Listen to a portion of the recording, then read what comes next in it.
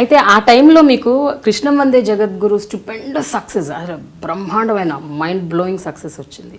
అంటే ఆ డైలాగులకి మీరు రాసిన ప్రతి పదానికి, ఆ తర్వాత కూడా వాటిని గూగుల్లో వెబ్సైట్లలో ఆ డైలాగుల మీద అప్లాజులు, దాని మీద చర్చలు, అసలు ఎంత అద్భుతంగా రాశారు, ఎవరు రాశారు అప్పటి నుంచే మొదలైంది.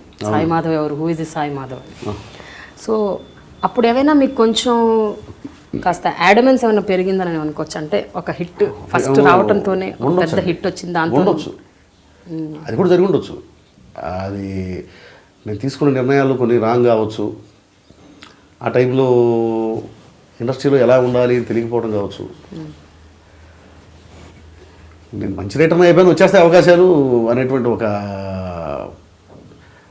దాని హెడ్ స్ట్రాంగ్ కావచ్చు. అది నాకు ఎప్పుడు హెడ్ స్ట్రాంగ్ ఉండదండి, బట్ ఆ టైంలో ఉందేమో అనిపిస్తుంది నాకు కూడా, ఇప్పుడు కూడా అనిపిస్తుంది. అంటే బాగలేదని చెప్పడంలో బాగాలేదు చెప్పడం ఏం కాదు సార్, ఇది అంటానికి తేడా ఉంటుంది కదా. అలానే అంటే అంటే కొంచెం గట్టిగా చెప్పాడు బాగాలేదండి, అలా చెప్పిన సందర్భాలు కూడా ఉన్నాయి కొన్ని.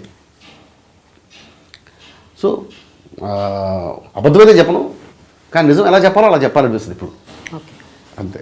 సో ఈ 2-3 ఇయర్స్లో ఇది నేర్చుకున్నారనమాట, 2015 నుంచి. అదే అంటే నిత్య విద్యార్థులు ఎవరైనా సరే. కృష్ణం వందే జగద్గురుని తర్వాత ఈవెన్ గ్యాప్ వచ్చినా కూడా సెకండ్ ఫిలిం అసలు మళ్ళీ బ్లాక్ బస్టర్, గోపాలతో మీరు చెలరేగిపోయారు. సో పవన్ కళ్యాణ్ గారు అంటే ఈ సినిమా చూసే మిమ్మల్ని పిలవమన్నారంటే నిజమేనా? కృష్ణం వందే జగద్గురుకి ఇంప్రెస్ అయిపోయి అసలు కళ్యాణ్ గారికి నాగబాబు గారు చెప్పారండి. నేను కృష్ణం వందే జగద్గురు తర్వాత మళ్ళీ సీరియల్స్ చేశాను.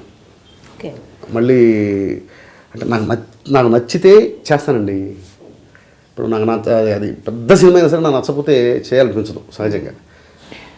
నాకు నచ్చింది, సీరియల్ వర్క్లో నాకు వర్క్ సాటిస్ఫాక్షన్ ఉంది. సో నాకు గ్యాప్ వచ్చినా కూడా నేను పని చేయకుండా ఎప్పుడు లేదు. 2 ఇయర్స్ గ్యాప్ వచ్చినా నేను పని చేయకుండా లేను, సీరియల్స్ చేస్తున్నాను. నేను నా ఇష్టంగా చేసుకుంటున్నాను హ్యాపీగా.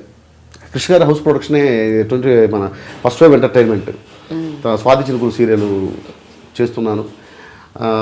ఆ టైంలోనే మన ఆర్కా వాళ్ళది శిఖరం సీరియల్ చేస్తున్నాను. ఆ శిఖరం సీరియల్ చేసేటప్పుడు నాగబాబు గారితో నాకు పరిచయం. ఓకే, నాగబాబు గారితో అప్పుడు నా వర్క్ బాగా నాగబాబు గారికి నచ్చింది. ఆ తర్వాత నాగబాబు గారు సీతామహాలక్ష్మి సీరియల్ చేసే అవకాశం ఇచ్చారు నాకు. ఈ ప్రాసెస్లో ఒకసారి నాగబాబు గారు కళ్యాణ్ గారితో అన్నారు, ఇట్లా సాయి బాగా రాస్తాడు అని చెప్పారు. అలాగే కృష్ణ వందే జగద్గురులో నా వర్క్ సురేష్ బాబు గారికి తెలుసు, సురేష్ బాబు గారు సారీ.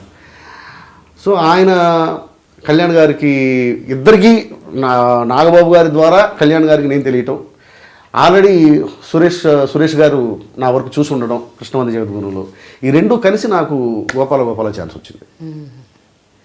సురేష్ బాబు గారు నన్ను బాగా ఎంకరేజ్ చేసేవారండి. Watch I dream and subscribe to I dream media.